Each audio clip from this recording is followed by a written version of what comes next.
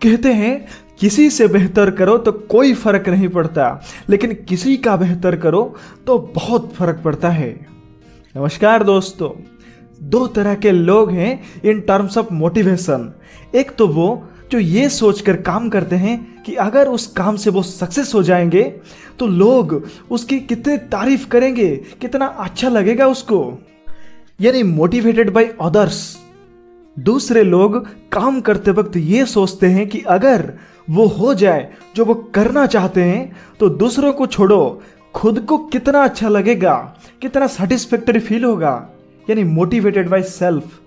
आज इस वीडियो में एक छोटी सी कहानी जो इसी के ऊपर है। So let's start.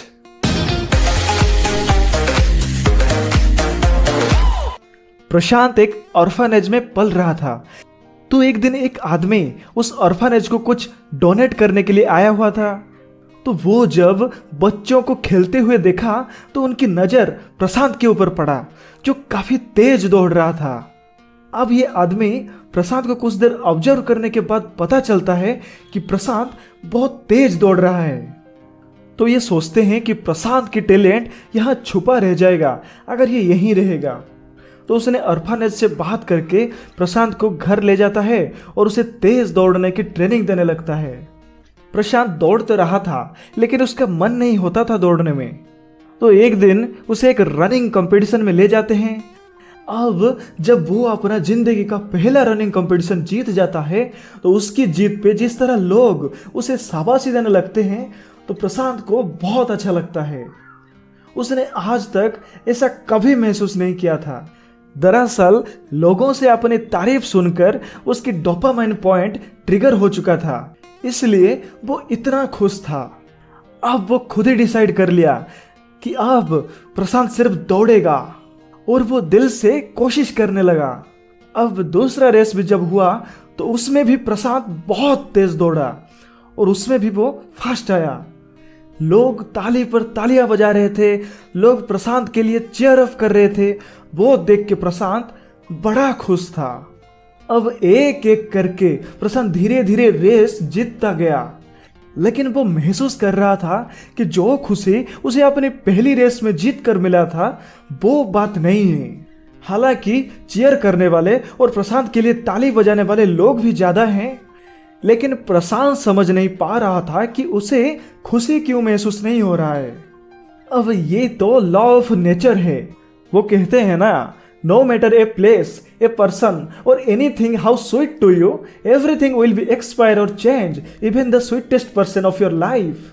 इसलिए प्रशांत भी अब रनिंग कंपटीशन में जाना बंद कर दिया और यही सोच रहा था कि अब वो क्या करे जिससे कि उसे उस लेवल की खुशी महसूस हो।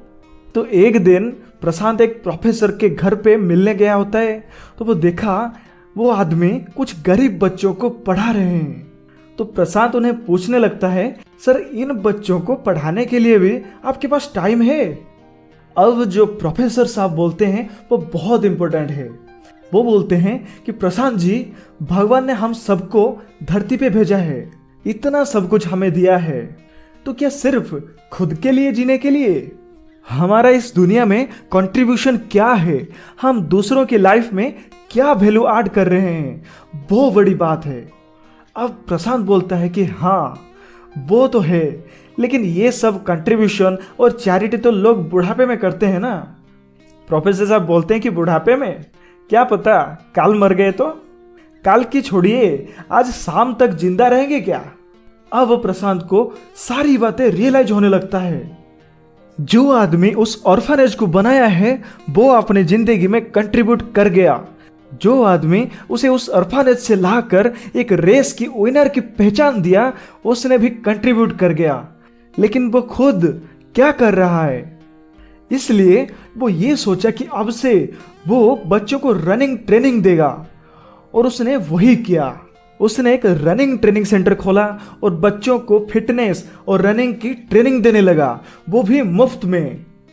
अब जब उसकी यहाँ का एक पहला लड़का जो रनिंग कंपटीशन में जीत गया तो जितना खुश उस लड़का था उसे दुगनी खुशी प्रशांत को हुआ था। उस दिन उसे इतना खुश और इतना सेटिस्फैक्टरी रियलाइज हुआ जैसे वो पहले कभी नहीं हुआ था। दोस्तों, इस कहानी से हम बहुत कुछ सीख ले सकते हैं। आपको क्या अच्छा लगा वो आप कमेंट सेक्शन में जरूर लिखिए। दोस्तों, वीडियो में कुछ पसंद आई हो तो आप लाइक या कमेंट करके जरूर बताना। और हाँ, अगर आपने इस चैनल को पहले से सब्सक्राइब कर रखा है so thank you very much. और अगर आपने अभी तक सब्सक्राइब नहीं किया है देन डू सब्सक्राइब नाउ। हम नहीं चाहते कि आप हमारी नई वीडियो मिस कर जाओ। Thank you.